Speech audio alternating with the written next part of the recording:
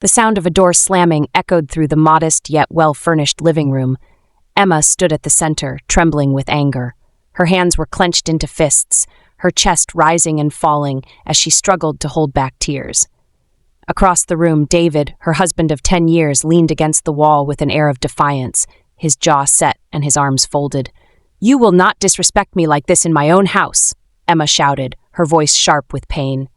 "Our house?" David scoffed, stepping forward. "You keep saying our house, Emma, but it's my sweat and money that built this place. My name is on the papers. Don't you dare act like you have more right to it than I do." Emma's voice broke as she pointed at him. "I stood by you when you had nothing. I used my salary to pay for half of this house, David. Half! And this is how you repay me? By bringing in another woman?" David shrugged, his expression unmoved. "I have told you my reasons. You have given me 2 daughters, and I am grateful for that. But I need a son. You know how our people think. Without a son, who will carry on my name? Who will inherit everything I've worked for?" "Your daughters," Emma snapped. "Are they not your blood too? Or are they less of your children because they're girls?" David rolled his eyes. "Emma, don't twist my words. This is about legacy, about tradition. You know how important it is to have a male child in this society. If you cannot give me one, then I have no choice but to marry someone who can." Emma let out a bitter laugh, her hands shaking as she pressed them to her forehead. "So that's it? After all these years, after all we've been through, I'm just disposable because I didn't give you a boy?" "No one is saying you're disposable," David said impatiently. "I've told you, you and the girls can stay here. The boys' quarters at the back." "The boys' quarters?" Emma screamed, cutting him off. "You want me to leave this house we built together and live like a tenant in the backyard while your new wife sits here like a queen?" David's voice rose, his patience wearing thin. "Emma, I am trying to be reasonable here. I could have asked you to leave completely, but I didn't. If you refuse to leave this house, then the boys' quarters are the only option." Emma stepped closer, her eyes blazing with fury. "You are a coward, David. You hide behind tradition and culture to justify your selfishness. You are destroying this family, and you don't even care." David's face darkened. "I am building this family. I am doing what needs to be done for our future. If you cannot accept that, then maybe it's time you reconsider your place here." There was a heavy silence, broken only by the soft sobs of their 2 young daughters who stood at the edge of the hallway, peeking into the living room. Emma turned and saw them, her heart breaking at the sight of their frightened faces. She knelt down, opening her arms, and the girls ran to her, burying their faces in her shoulder. David sighed, running a hand over his face. "Emma, don't make this harder than it needs to be. Think about the girls. They need stability, not this constant fighting." Emma looked up at him, her eyes wet but resolute. "The only instability in this house is you, David. You and your selfish decisions. You don't care about this family. You only care about yourself." David opened his mouth to respond, but before he could speak, the front door opened, and an older woman stepped in. It was his mother, Mama David, her face stern as she took in the scene before her. "What is all this noise?" she demanded, her voice cutting through the tension. "Neighbors will soon start talking. Can't you two settle your issues quietly?" Emma rose to her feet, clutching her daughters tightly. "Mama, your son has decided to bring in a second wife because I haven't given him a son. He wants me to move to the boys' quarters with my daughters while the new wife takes my place in this house." Mama David's lips tightened as she looked at her son. "David, is this true?" David straightened, meeting his mother's gaze. "Mama, you know how important it is to have a son. I am only doing what is necessary."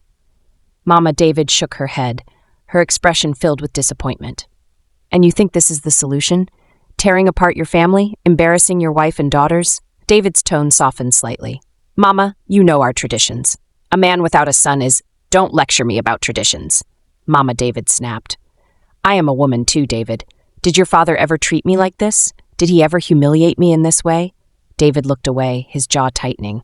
"Mama, this is my decision. And it's a foolish one," Mama David said firmly. She turned to Emma, her expression softening. "My daughter, don't cry. I will not allow this nonsense to happen." Emma shook her head, her voice filled with despair. "Mama, he has already made up his mind. Nothing I say will change it." "Mama," David placed a comforting hand on her shoulder. "Then I will speak for you. David, if you go through with this, you will regret it for the rest of your life. Mark my words." David's face hardened, but he said nothing. The room was thick with tension, the air heavy with unspoken words and lingering pain. Finally, Emma turned to him, her voice steady despite her tears. "You can marry your second wife, David, but know this, you are tearing this family apart, and one day you will realize that the son you are chasing is not worth the daughters you are losing." With that, she picked up her daughters and walked out of the living room, leaving David standing there in silence. Mama David watched him for a long moment before shaking her head and following Emma. As the door closed behind them, David stood alone, the weight of his choices settling heavily on his shoulders. Outside, the sound of his daughter's soft cries echoed in the evening air, a haunting reminder of the storm he had unleashed in his own home. The sun was setting, casting an orange hue over the compound as Emma stood in the center of the boys' quarters. It was a small space, a single-bedroom, self-contained apartment with peeling paint on the walls and a creaky door. This was a far cry from the spacious home she had once shared with David. Her daughters, Amara and Sophia, sat on the single mattress she had hurriedly placed on the floor, their little faces somber as they watched her unpack their belongings. Emma paused for a moment, taking a deep breath to steady herself.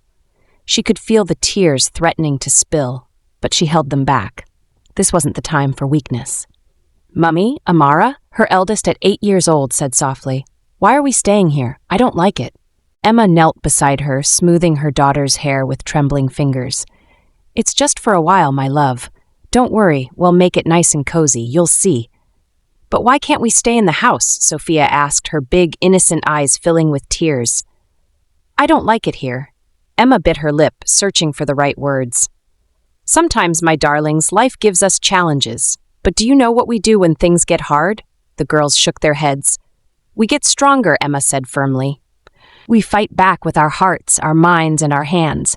We'll make this place our home, and one day things will be better. I promise you that." The girls nodded hesitantly, though their expressions remained uncertain. Emma kissed their foreheads and stood, her mind racing with thoughts. Later that evening, as the girls slept on the mattress, Emma sat at the small table in the corner of the room, a notepad and pen in front of her.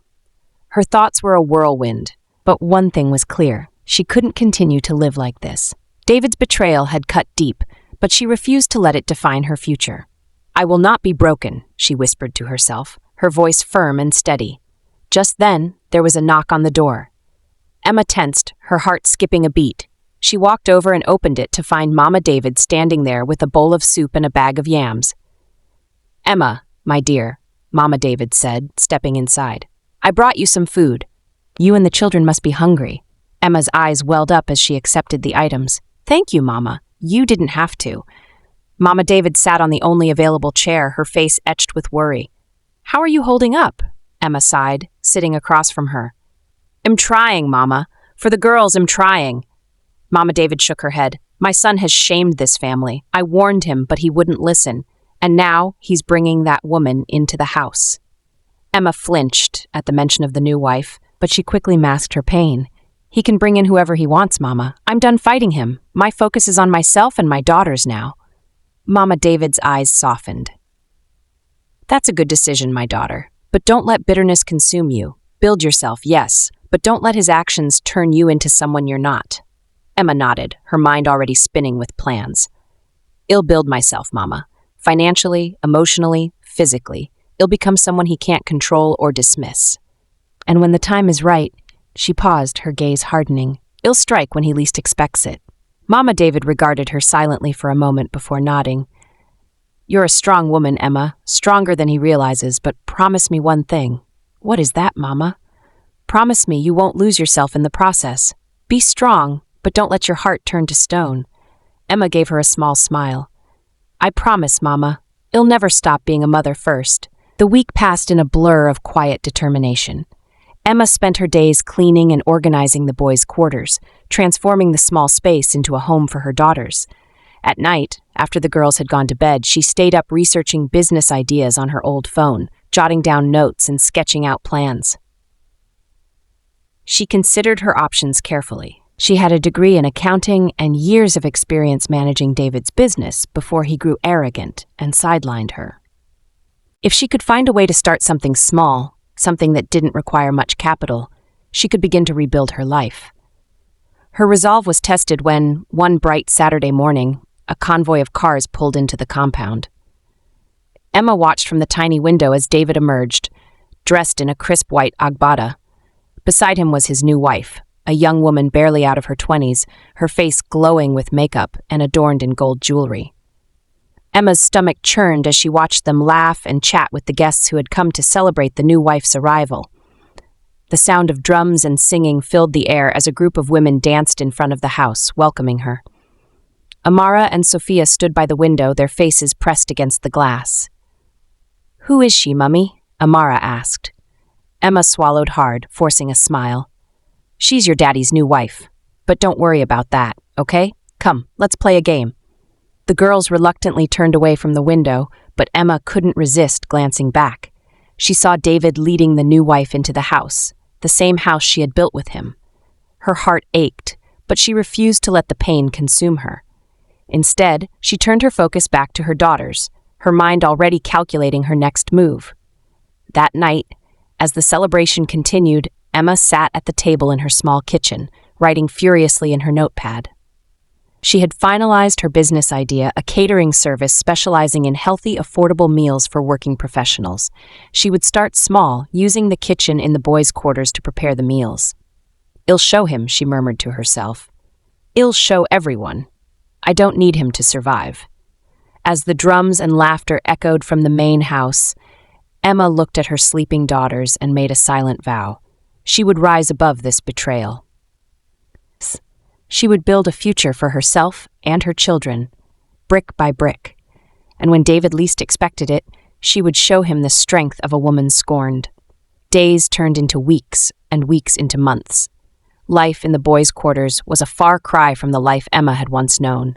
The laughter and freedom her daughters once enjoyed had been replaced by long hours of labor and hushed whispers about their father's new wife, Clara. Clara's presence was like a storm cloud hovering over the household.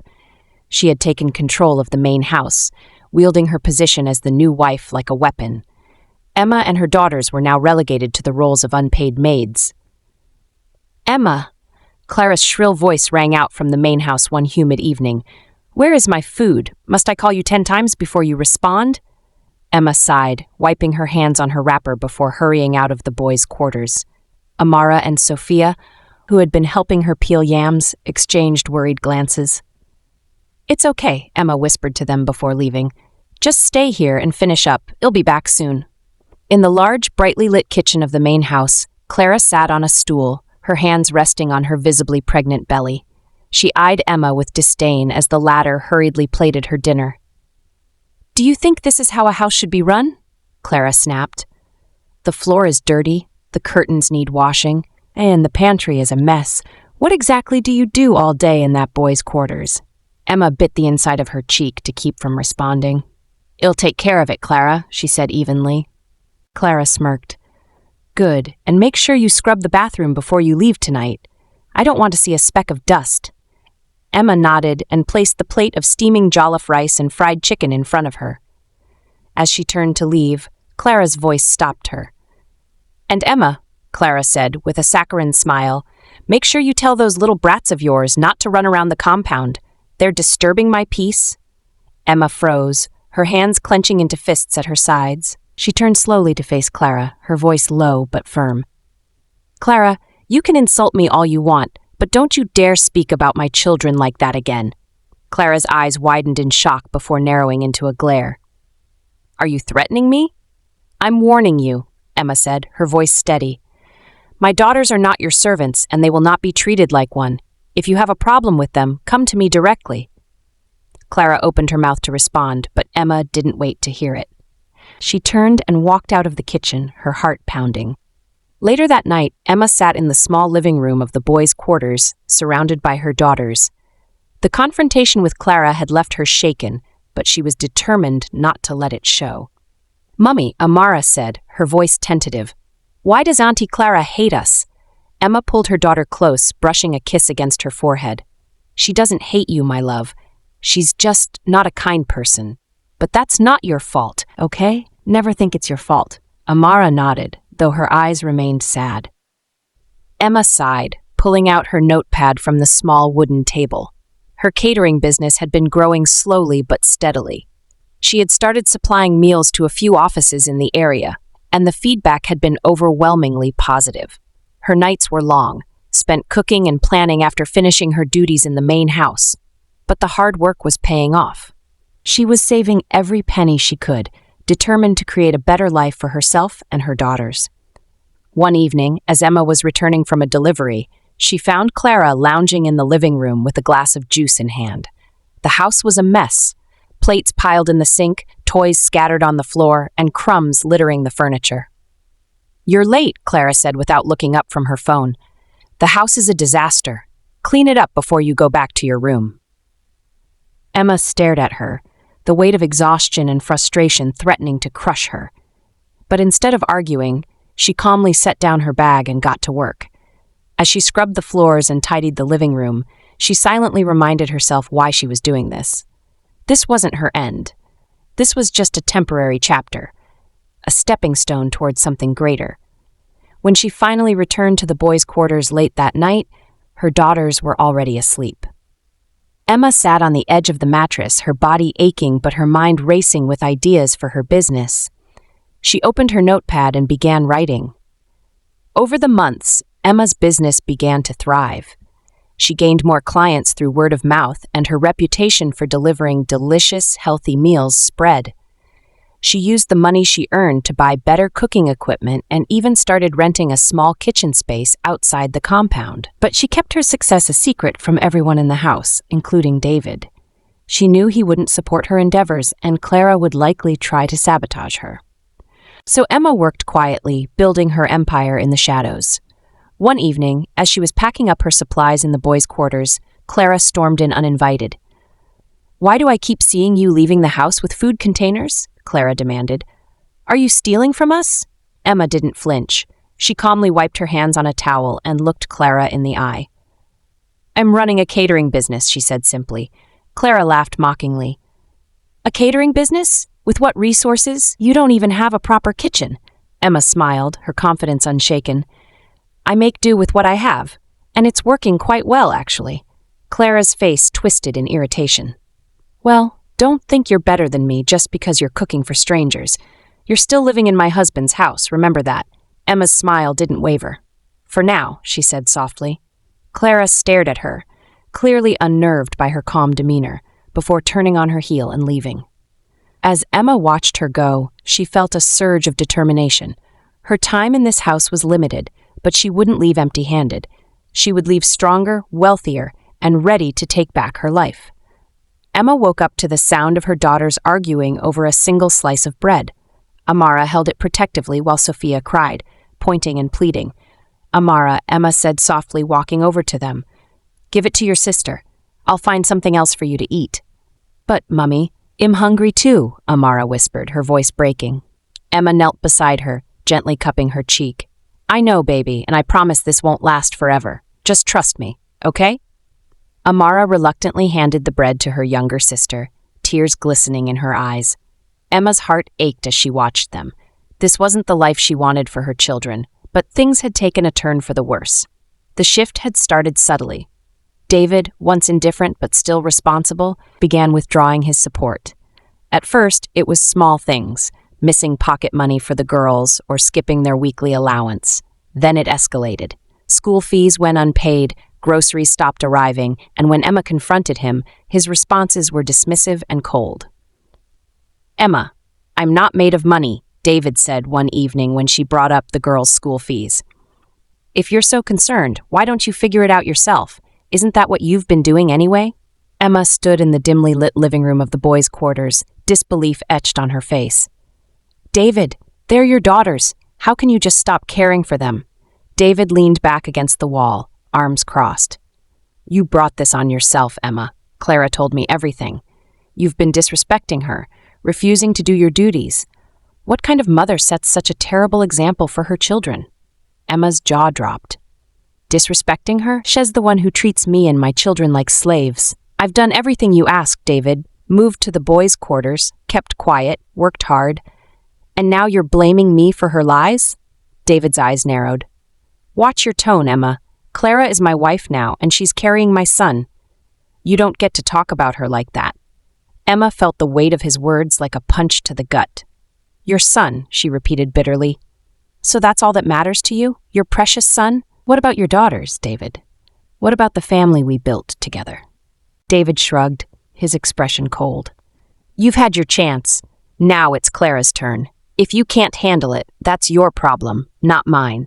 As the days passed, David's neglect became more blatant. Clara seized every opportunity to drive a wedge further between him and Emma.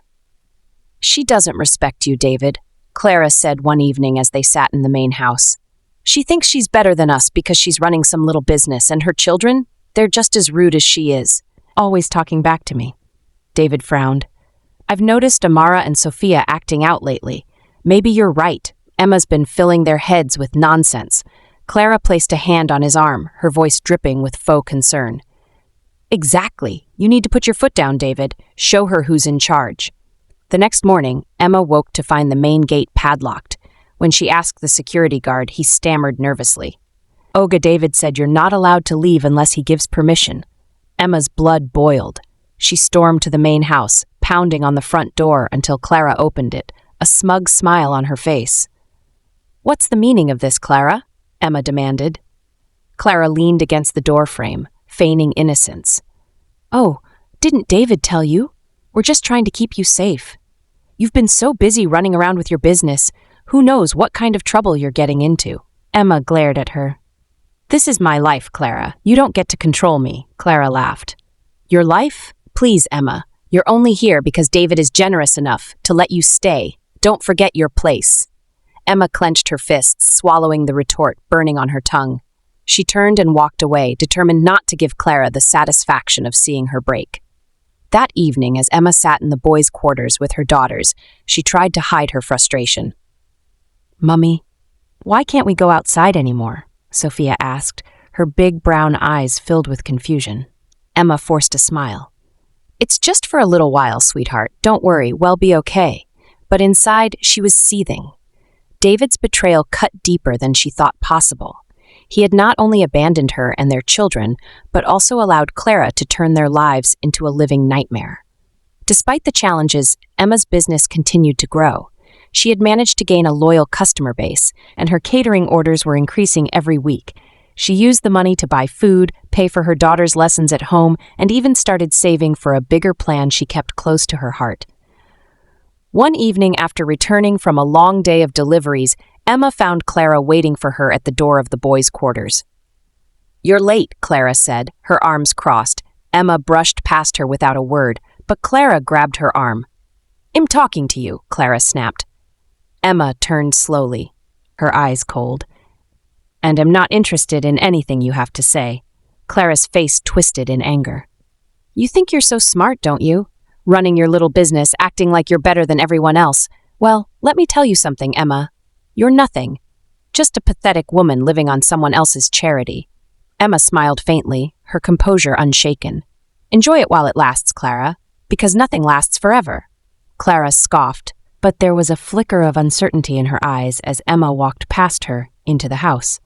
That night, as Emma lay in bed with her daughters sleeping beside her, she made a silent vow. She would endure this pain, this humiliation, for as long as it took. But when the time came, she would strike back. And when she did, neither David nor Clara would see it coming.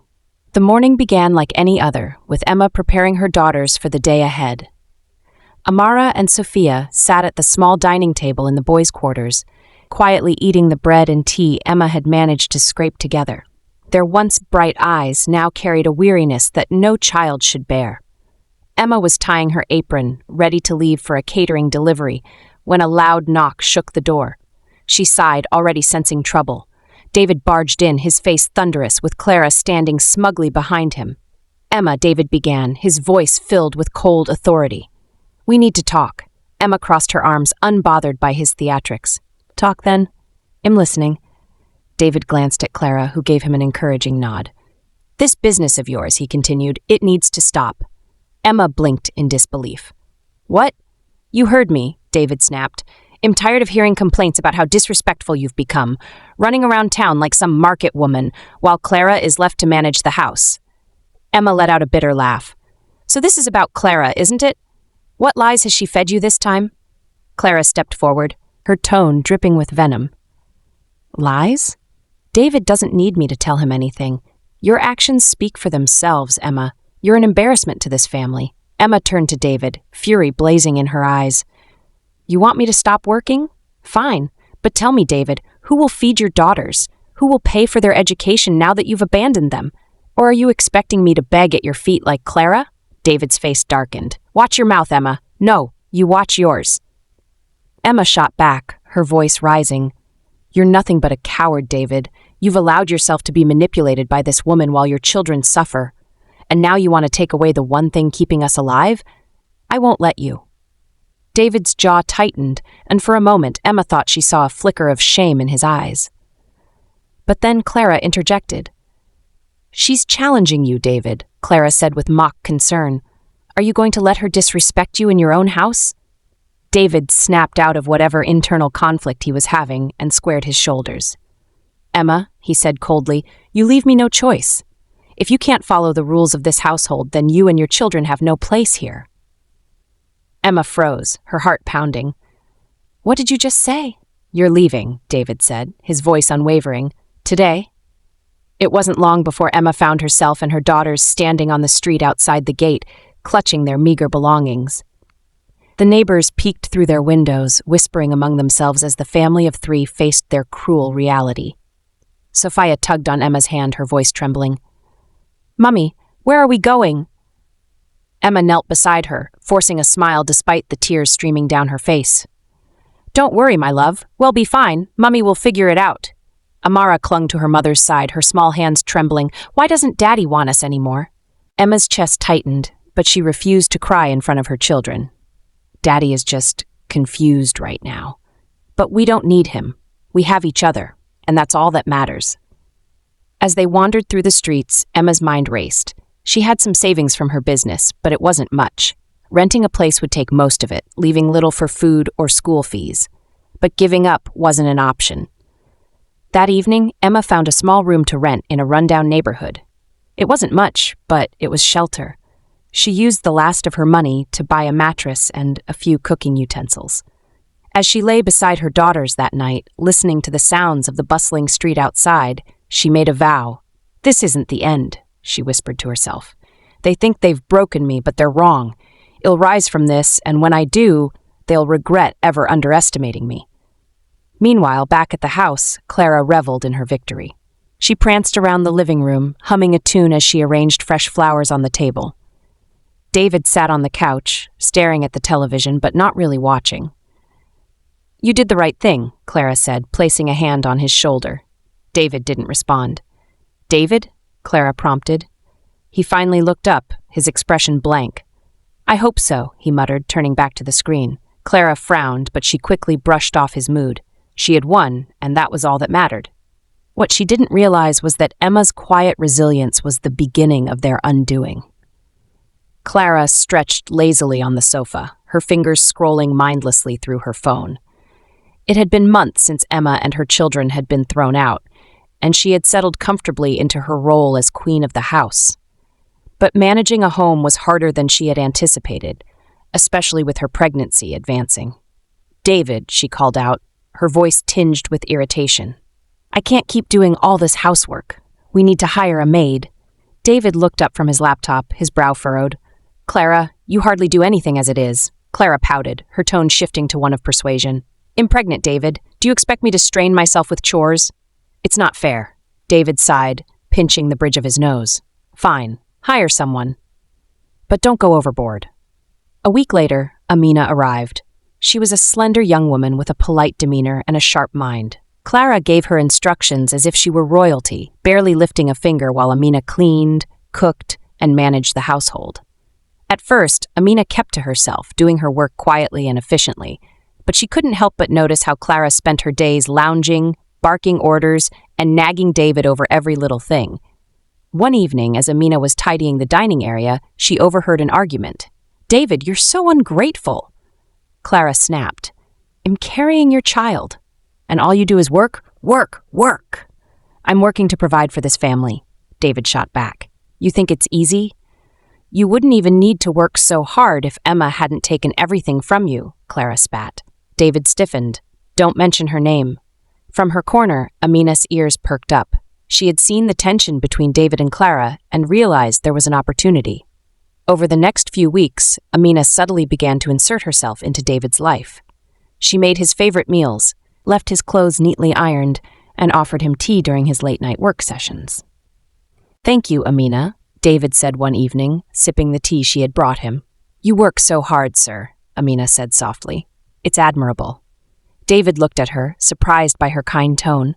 "Well, someone has to keep this household running." "You deserve appreciation," Amina added, her eyes meeting his, not complaints. David felt a warmth he hadn't experienced in a long time. Meanwhile, across town, Emma's life was blossoming. Her catering business had expanded beyond her wildest dreams. Orders poured in daily, and she now had a small team helping her. Her daughters, Amara and Sophia, were back in school, thriving both academically and socially. One afternoon, Emma stood in her new spacious kitchen, supervising her staff as they prepared meals for a large corporate event. Her phone buzzed, and she smiled as she saw the caller ID. It was her landlord. "Good afternoon, Ma," he greeted. "Good afternoon, sir," Emma replied. "Is there a problem?" "Not at all," he said, his tone cheerful. "I just wanted to thank you for your prompt payments and for being such an excellent tenant. If you ever need anything, don't hesitate to ask." Emma smiled, a sense of pride swelling in her chest. She had gone from being homeless to being respected and successful. That evening, as she sat with her daughters in their cozy living room, Amara looked up at her. "Mummy, are we happy now?" she asked. Emma smiled, pulling her daughter close. "Yes, my love, we're happy, and we're only going to get happier." Back at David's house, cracks were beginning to form. Clara grew increasingly suspicious of Amina's presence. "Why is she always so attentive to you?" Clara hissed one night as David prepared for bed. "She's just doing her job," David replied, his tone dismissive. "Don't be naive, David," Clara snapped. "That girl is trying to steal you from me," David laughed humorlessly. "Maybe if you spent less time complaining and more time being supportive, you wouldn't feel so insecure." Clara's face turned red with anger, but David ignored her, walking out of the room. In the weeks that followed, David found himself spending more time with Amina. Her calm demeanor and genuine care were a stark contrast to Clara's constant nagging. One evening, as David sat on the veranda, Amina brought him a plate of freshly prepared jollof rice. "You didn't have to do this," David said, though he accepted the plate. "It's no trouble," Amina replied, sitting down a respectful distance away. They sat in silence for a moment before David spoke. "You're different, Amina. You're kind." Amina smiled, her heart racing. "You deserve kindness, sir." As the weeks turned into months, David found himself drawn to Amina, while Clara's hold on him began to weaken. But while David's household teetered on the brink of collapse, Emma's life continued to flourish, and she knew deep down that the day of reckoning was drawing near. The evening was quiet, too quiet for David's liking. He sat in his living room, a glass of whiskey in hand, staring blankly at the muted television. Clara was upstairs, humming to herself as she folded baby clothes. The child she carried was due any week now, and David had worked tirelessly to ensure everything was perfect for his heir. A knock at the door broke his thoughts. It was unusual for anyone to visit this late. He opened the door to find Mr. Benson, Clara's former colleague and friend. "Benson?" David frowned. "What are you doing here?" Benson hesitated, looking uncomfortable. "Can we talk?" "It's about Clara." David's stomach sank. He stepped aside, allowing Benson to enter. Once seated, Benson wasted no time. "David, I don't know how to say this, but I can't keep quiet anymore. The baby Clara is carrying. It's not yours." David blinked, unsure if he had heard correctly. "What did you just say?" "The baby isn't yours," Benson repeated. "Clara has been seeing someone else. I know because." He paused, swallowing hard. "Because I'm the father." David shot to his feet, his face contorted with rage. "What kind of nonsense is this?" "I'm sorry," Benson said quickly, "but I couldn't live with the guilt any longer. She told me you'd never find out, that you were too blind to see the truth." David's hands trembled as he paced the room. The words echoed in his mind, and with each passing second, the weight of Benson's confession crushed him. "You need to leave," David said through gritted teeth, his voice dangerously low. "David, get out!" David roared, grabbing a nearby glass and hurling it across the room. As soon as Benson left, David stormed upstairs. Clara looked up from the bed, startled by his furious expression. "David, what's wrong?" she asked cautiously. He didn't answer. Instead, he grabbed her by the arm and yanked her to her feet. "Whose child are you carrying?" Clara's face paled. "What are you talking about? Don't lie to me!" David shouted, his grip tightening. "Is it mine, or is it Benson's?" Clara froze, her eyes darting around the room as she searched for a way out. "David, please, I can explain." "Explain?" David's voice cracked, his chest heaving. "You destroyed my family. You made me throw Emma and my children out for this betrayal?" Tears streamed down Clara's face. "I never meant for you to find out," she whispered. David released her arm, stumbling backward as if her words had physically struck him. His vision blurred, and his breathing grew shallow. "David?" Clara said, her voice filled with fear. "David, are you okay?" But he didn't respond. He clutched his chest, gasping for air, before collapsing to the floor. When David woke up, he was lying on the cold, tiled floor. The house was eerily silent. Slowly, he pulled himself up, his body trembling with weakness. "Clara," he called out, his voice hoarse. No response. He staggered into the bedroom, only to find it empty. The wardrobe doors were wide open, and Clara's clothes were gone. Panic set in as he checked the other rooms. The house was deserted. Even Amina, who had been so attentive, was nowhere to be found. When he reached the living room, he noticed that many of the valuables were missing. Televisions, artwork, even the safe he kept in his study. David sank to his knees, realization dawning on him. They were gone. Clara and Amina had taken everything. Days later, the truth unraveled. Clara and Amina had been working together all along. While Clara manipulated David emotionally, Amina gained his trust, quietly siphoning off his wealth. When Clara's secret came to light, they decided to leave, taking with them not only his money, but also the house. David was left with nothing but an empty shell of a home and a broken heart. Meanwhile, Emma's life was thriving. Her catering business had grown into a full-fledged empire, and she had recently purchased a beautiful house for herself and her daughters. One afternoon, as she sipped tea on her veranda, her phone buzzed. It was a message from an old neighbor. "David's lost everything." Clara and the maid ran off with his money. "He's all alone now." Emma stared at the message for a long moment before setting her phone aside. She felt no joy in his downfall, but neither did she feel pity. She turned to her daughters, who were laughing as they played in the garden. "We're finally free," she whispered to herself. David's choices had destroyed him, but Emma's resilience had built a new life for her and her children. And as she watched her daughters' carefree smiles, she knew she had won in the end. The sun was setting as Emma sat in her spacious office, reviewing proposals for an upcoming event. Her empire was thriving, and she had built a life of comfort and dignity for herself and her daughters. Yet, despite her success, she carried scars from the past, memories she had worked hard to bury. Her assistant knocked softly on the door. "Mom, there's someone here to see you." Emma frowned. "I don't have any appointments today." "Who is it?" The assistant hesitated. It's Mr. David." Emma's hand froze midair. She placed her pen down slowly, her heart beating a little faster. "Let him in," she said calmly. The door opened, and there he was, David, the man who had once been her everything and then her tormentor. But now, he looked like a shadow of his former self. His shoulders were hunched, his clothes were wrinkled, and his eyes held the weight of defeat. "Emma," he began, his voice barely above a whisper. She gestured for him to sit, but he shook his head and dropped to his knees right there in her office. "Emma, please," he said, his voice cracking.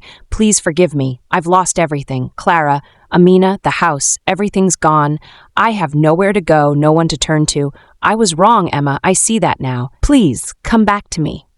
Emma leaned back in her chair, her expression unreadable. She let his words hang in the air for a moment before responding. "David," she said, her voice steady, "you didn't just hurt me. You destroyed our family. You threw me and your daughters out for a lie. Do you have any idea what we went through? The nights we slept hungry? The times I thought I wouldn't make it?" "I know," David choked, tears streaming down his face. "I know I failed you. But I've changed. I swear I've changed. Just give me another chance." Emma stood and walked to the window, staring out at the city skyline. Her success had been born out of pain, but it had also given her strength. "David," she said, turning to face him, "I've moved on. I'm not the same woman who begged you to treat me with respect. I don't need you anymore." He clasped his hands together, desperation written all over his face. "Please, Emma, I'll do anything. Just let me be part of your life again." Emma sighed deeply and reached into her desk drawer. She pulled out a set of papers and placed them on the table in front of him. "These are divorce papers," she said. "Sign them, and I'll help you start over. I'll give you enough money to rebuild your life. But that's all I can do for you." David stared at the papers, his hands trembling. "Divorce?" he whispered. "Emma, no. I can't." "You can," Emma said firmly, "and you will. This is your only chance to salvage what little dignity you have left." For a long moment, David didn't move. Then, slowly, he reached for the pen. His tears splattered onto the papers as he signed his name, the sound of the pen scratching against the paper, echoing in the silent office. When he was done, Emma took the papers, folded them neatly, and placed them back in the drawer. She then handed him an envelope. "There's enough in there to start a business or find a place to live," she said, "but don't ever come to me again." Our chapter is over. David took the envelope with shaking hands. "Thank you," he whispered, his voice hollow. Emma walked to the door and opened it. "Goodbye, David." He stood, his legs weak, and shuffled toward the door. As he stepped out, he turned to look at her one last time. "Emma," he said, his voice filled with regret, "I'm so sorry." She didn't respond, simply closing the door behind him. That evening, Emma sat with her daughters in their living room watching a movie.